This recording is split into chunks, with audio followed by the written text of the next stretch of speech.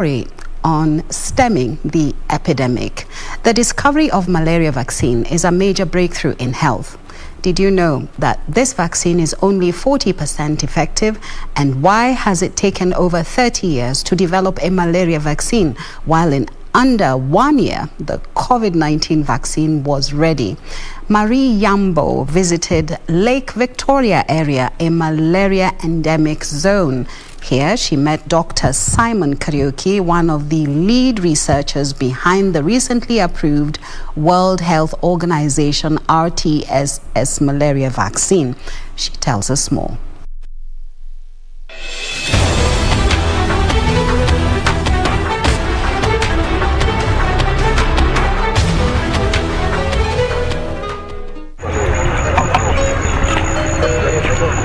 Beyond the shores of Lake Victoria lies an epidemic that has ravaged this fishing community for decades.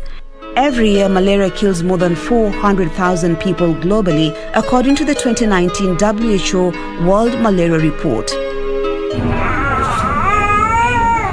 In Kenya, children under the age of 5 years are the most affected.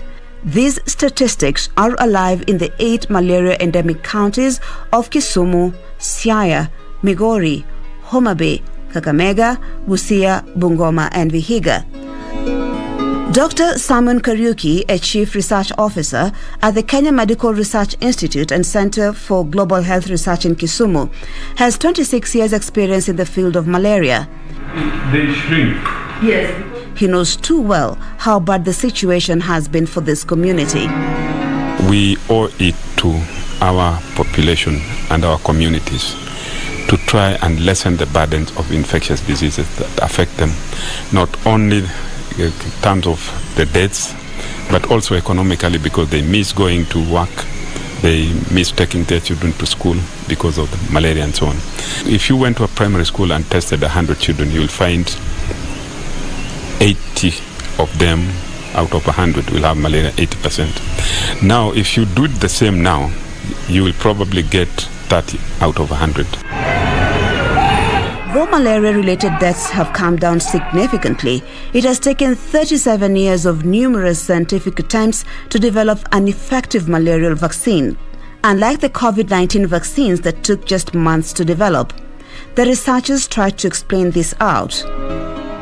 You see this thing with inside the red blood cell? Yeah, I can see it. A virus is very tiny and it's probably very easy to seek, even to know its protein content.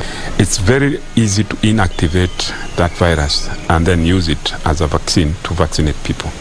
Parasites are very large organisms, and therefore even knowing which part of the parasite you can constitute a vaccine is not easy. Malaria even has more challenges.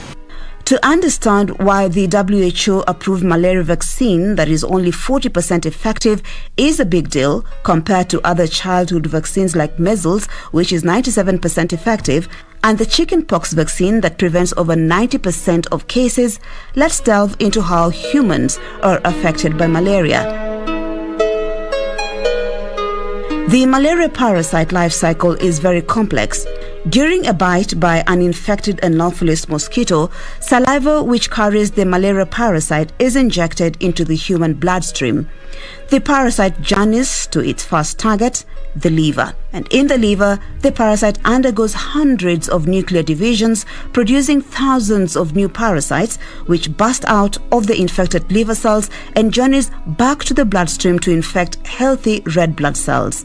It is at this point that the malaria victim suffers fever and chills, and if no medical attention is sought, severe cases of anemia, seizures and respiratory problems set in.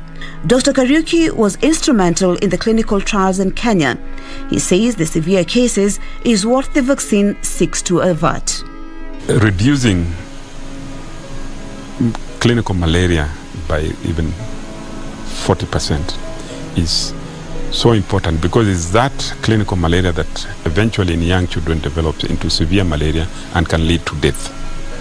So this vaccine has potential of saving hundreds, thousands of lives in areas where malaria is endemic in sub-Saharan Africa. Maria Yambo reporting for the Legends edition.